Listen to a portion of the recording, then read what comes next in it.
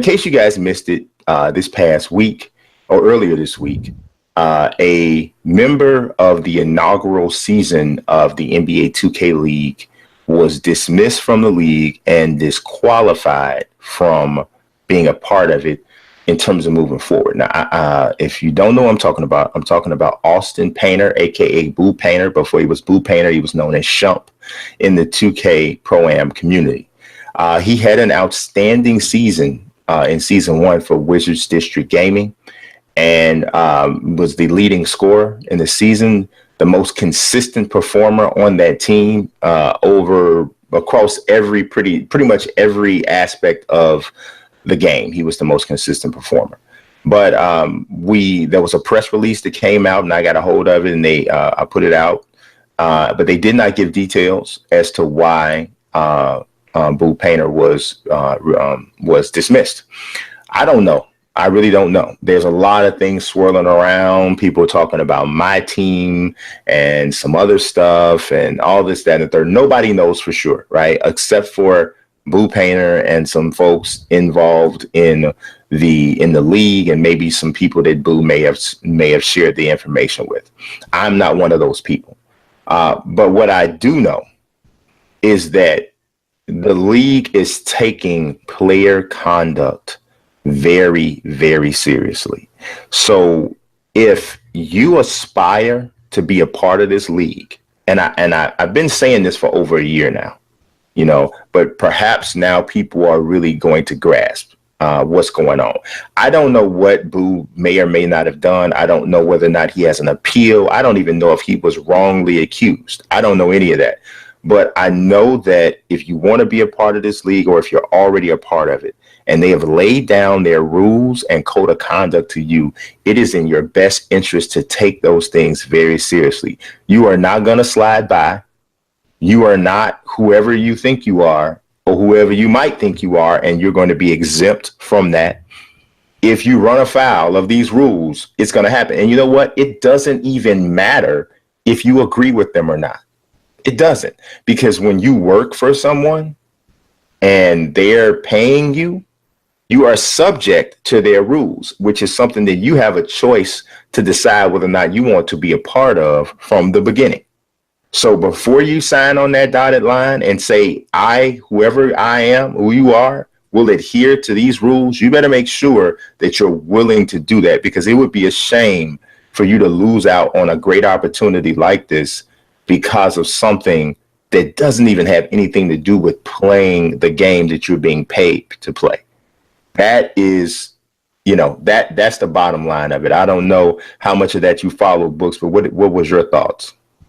Well, I agree with you. I think there's a couple of things going on with this. A slightly separate conversation, but part of the same thing, is sometimes when a company has a behavioral policy, you don't agree with it. Mm-hmm. And I think in the Twitter social media age, sometimes companies overstep. I'm not saying this is the case with Boo, because nobody in the public sphere has hardcore information of what happened. We saw it in my team DMs and all that other stuff. But he said that wasn't why he was dismissed, not that it wasn't true. Mm-hmm. So we'll see where that goes with that.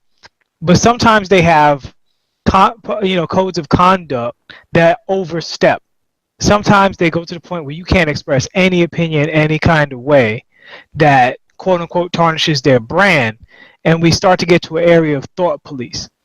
This goes back to what I was saying about the 2K community last year. What y'all need to do is consistently stay on top of the developers to provide you with the tools to hold your own tournaments, to broadcast these tournaments, and to make sure that these tournaments are as entertaining as possible. Because the 2K League and the individuals outside of the 2K League will be healthier if the 2K League is not the only version of competitive NBA 2K. There are things, there's things in terms of personality, presentation, just branding, a lot of things overall in other communities that are formed from the grassroots community that either compete with, enrich, or inform the established version of that community. And if you don't have that feedback loop of resources, you get into a situation where the 2K League, before you're even in the 2K League, could tell you how to behave. Now, sometimes that behavior is proper, sometimes it's improper. That's vary on a case-by-case basis. Sometimes people saying stuff on Twitch we all disagree with. Sometimes it might be something only some of us disagree with, and that you have a perfect right to say. You don't have to, and like BUC, you hit the nail on the head. If you want their paycheck, you got to act their way. If you don't want to act their way, you gotta find a way to make your paycheck. In whatever way that is. And for the 2K competitive community, they got to recognize that they're in an infancy stages, and the 2K League has all of the power right now, and you either have to respect that power or challenge that power. And that's my feedback on that. Even though from what I've heard in the cases of the bannings and the ineligibilities that occurred in this past week, those don't fit the criteria of necessarily thought police, because everything that I saw, the accusations, the rumors, so far that stuff looks like it would be outside of the bounds of most codes of conduct. Yes, I would agree. Sometimes I think you can be too much of a hustler for your own good. You know, and I say that as a hustler myself. You know what I'm saying? Sometimes you that mentality to hustle and to grind and to get more and to get more and to get more and get more can get you into trouble, because sometimes you're in a good place, but your mentality that drives that hustle doesn't turn off. Yeah. And you're constantly looking and trying to grab more and more and more, when if you just sit back and you chill, and like I said, I don't know what happened, but if you just sit back and you chill, you'll find yourself in a better situation, and there will be more opportunities that will present themselves. But sometimes it's not a time to hustle. Sometimes it's a time to sit back and reflect, observe, and absorb. I couldn't agree more. It's sometimes that's a difficult balance for a person who's a natural hustler, you know. Well, so the world that we live in, there's a lot of influence and pressure to just stack numbers, whether it be views, whether it be money, units, whatever it is. But sometimes there's a number that once you pass that number, you have to change or participate in habits and behaviors that you haven't decided whether or not they're best for you at that time or in the future. You know, so sometimes you might be at 10,000, and in order to get 20,000, you might have to do something you don't like, and you might have to chill at 10,000 a little longer than you want to in order to retain, you know, your integrity and all that stuff.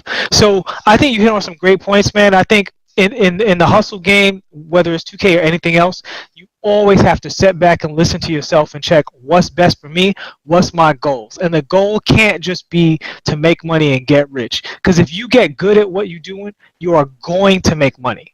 Yes. Don't treat making money like it's something you don't have and can't have. Improving yourself and showing that improvement to other people is how you make money. You know, so and that's virtually guaranteed if you do those things. And there's a fine line between hustle and desperation. And I think in the 2K community on some of these channels, they need to not let their audience lead them astray sometimes. Oh man, for real. And that might be a rant for another day. I'll be weak. I'm rather unique.